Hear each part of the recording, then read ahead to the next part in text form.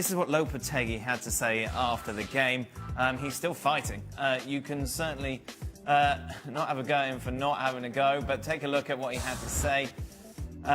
We are feeling down, but I'm feeling strong. There's a tough blow, but I'm strong enough to know everything can be turned around.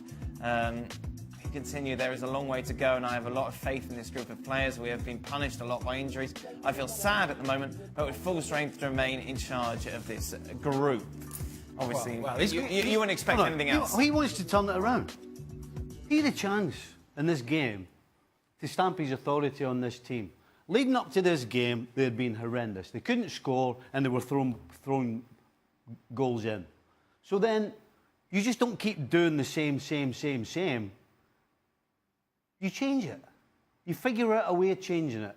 They had a game on Tuesday, and they didn't play till today. They had 4 days to get them on the training field and sort them out. And the first thing you do when you're losing is say, right, the first thing we're going to do is not get beat, and this is how we're going to do it. And then you change it. Right. Did absolutely nothing. He threw the same team out again, same setup, same tactics, and guess what? They got hammered. He had no option but to change it at half-time. No option. This is not down to him, the change.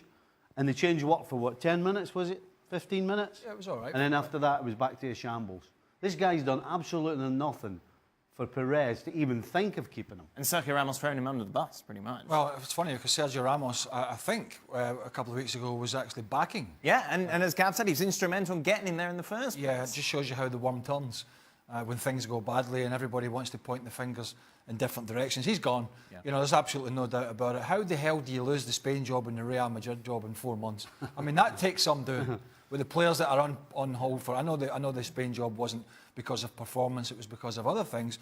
But this is just incredible. Just to go back to what Gab was saying, our chat on Friday is not really about predictions because everybody has a prediction. Sure. Predictions can go either way, right or wrong. It's just the way the ball rolls sometimes in luck. I think the thing is, we were talking about last week, is there bigger problems behind the scenes when you look at results against the teams that they were playing against, and even going back to the Victoria Pilsen Champions League game, which they won at a bit of a struggle in midweek against a team that really most other teams would probably be taking them for 3 or 4 minimum, was that things are not right behind the scenes because guys who are so technically gifted, even though they might be coming off a World Cup, even though they might be a little tired, but to take a team that is so technically gifted and turn them into a team that's struggling so much tells me that there's more behind the scenes than just, the players are not playing well. The players are clearly not happy with what's going on. So let's take a look, shall we, at the odds as who could come in and replace Lopetegui. As we're going to air, he is still in charge,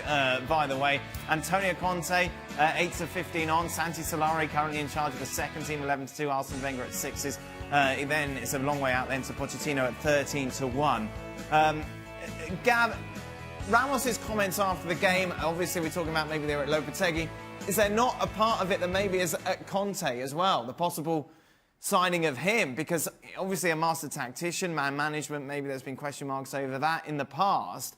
Does Conte really fit this Real Madrid dressing room?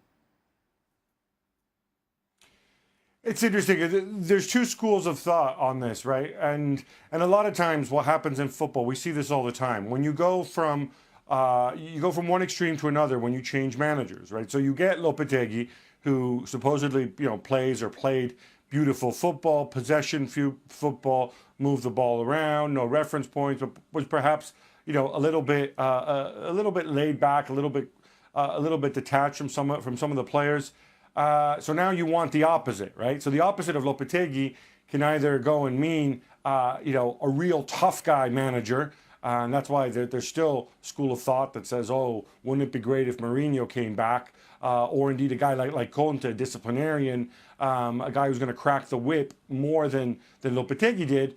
Or the other school of thought says, well, you want a real players manager. You want somebody like Zinedine Zidane. It was pointed out to me that, on Saturday, if you watch the press conference, and obviously it was going to get heated and prickly, but Lopetegui, he looked nervous. He looked, he was bitter. He just looked all over the place. Contrast that with Zidane. And by the way, Zinedine Zidane didn't always get great results at Real Madrid. Certainly not in La Liga in the time he was there. But Zidane was always calm, always diffused the situation. So there's a school of thought that says we want somebody calmer. We want a Zidane, an Ancelotti, a Del Bosque, somebody who can always dial it, who can always find a way to dial things down. So it's almost like a philosophical choice that they're making right now. If they want the disciplinarian who might give you a short-term boost, obviously Conte is going to be your candidate or a candidate. If they want somebody perhaps a bit more laid back, a bit more of a player's manager, then since you can't go back to Zidane, or you might not want to, then Santi Solari, who's in-house, who we all know is a very nice guy and a guy who knows a lot of football as well, we should add, then he might be the candidate. Quickly, boys, who would you have? If Antonio Conte would take it short term to the end of the season, and I don't know if he would, that's who I'd go for. Really? Yes.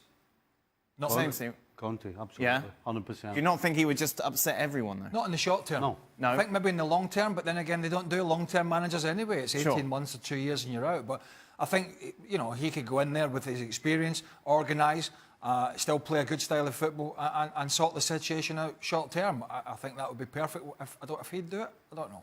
Short term, Conte has structure. This team needs structure because right now they're all over the place.